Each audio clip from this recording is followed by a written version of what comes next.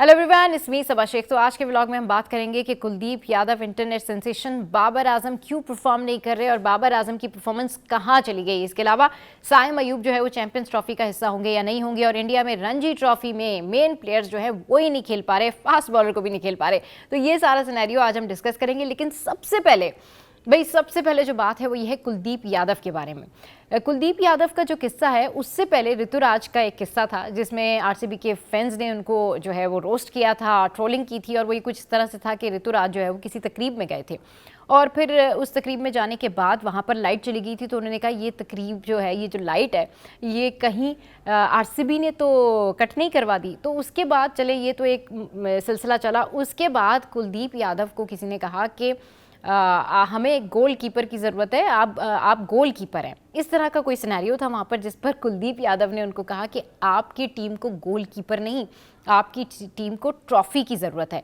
अब ट्रॉफ़ी की ज़रूरत तो वाकई है आरसीबी को, क्योंकि 17 साल हो गए, 17 सीजन्स हो गए, ट्रॉफ़ी नहीं आ रही है आरसीबी के पास।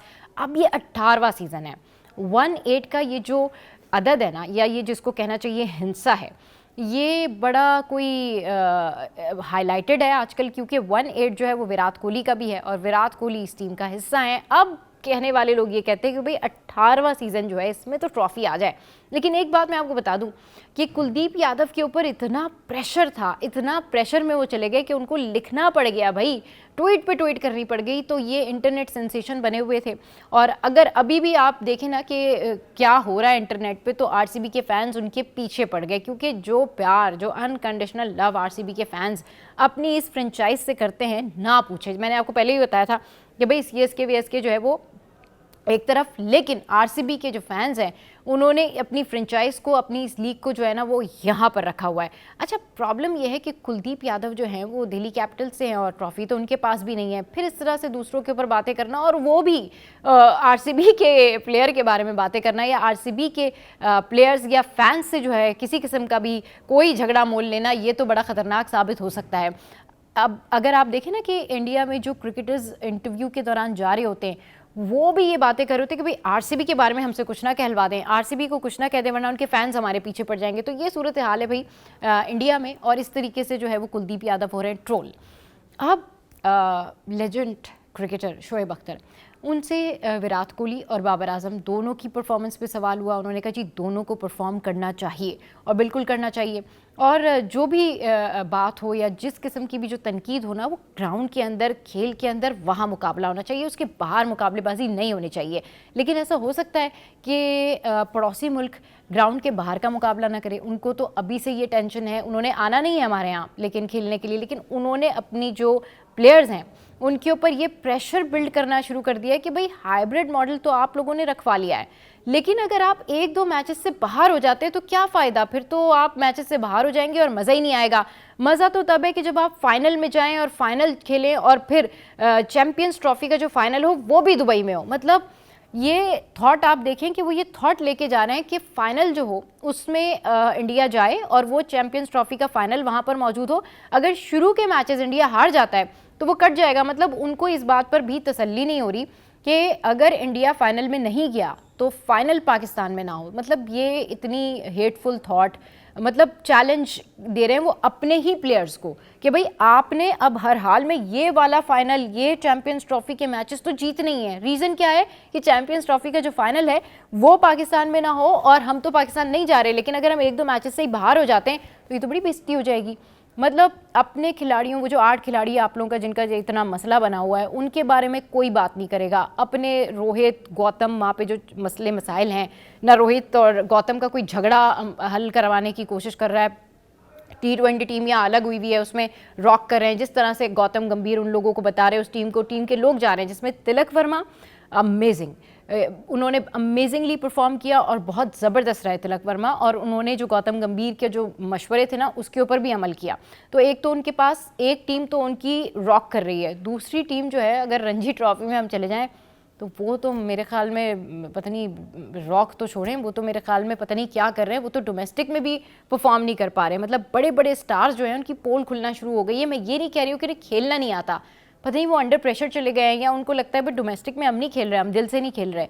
तो इसका मतलब ये है कि जब प्लेयर वाकई कोई दिल से ना खेल रहा हो तो वो डोमेस्टिक में भी परफॉर्म नहीं कर पाता। ये सारा कुछ इंडिया में चल रहा है, लेकिन फिक्र उनको ये पड़ी हुई है कि भाई शुरू के 2-3 मैचेस ही ना कहीं हम हार के आ जाए तो बड़ी बेइज्जती हो जाएगी, सारा मैच तो फिर इधर हो जाएगा।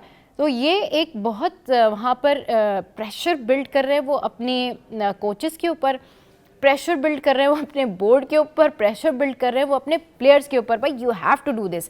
बट अगर हम अपने पाकिस्तान की और पाकिस्तानी प्लेयर्स के बारे में बात करें तो हम तो अपने प्लेयर्स को ये कहते हैं कि आपने कोशिश करनी है, आपने ये कोशिश करनी है कि आपने मैच को जीतने की पूरी कोशिश करनी है। अगर आप हार भी जाते हैं तो डेफिनेटली पता लग रहा है कि आप स्ट्रगल करके, आप कोशिश करके हारे, बट वहाँ पे तो नो चांस। मतलब इतना ज़्यादा प्रेशर बिल्ड करने से यही हाल होता है टीम्स का, जो अभी इस वक्त में आपकी टीम का हाल हुआ है।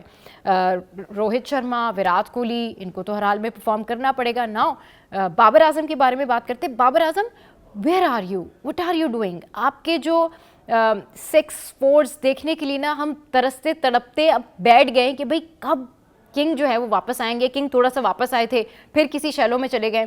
तो मेरे ख्याल में बाबर आजम वो बिल्कुल जो हमारे लेजेंड क्रिकेटर है ना शोएब अख्तर, उन्होंने सही बात की कि जैसे इंडिया पाकिस्तान का मैच होगा ना तो रोहित की भी आप देखेंगे कि कोहली की भी परफॉर्मेंस वापस आ जाएगी और बाबर आजम की भी परफॉर्मेंस वापस आ जाएगी।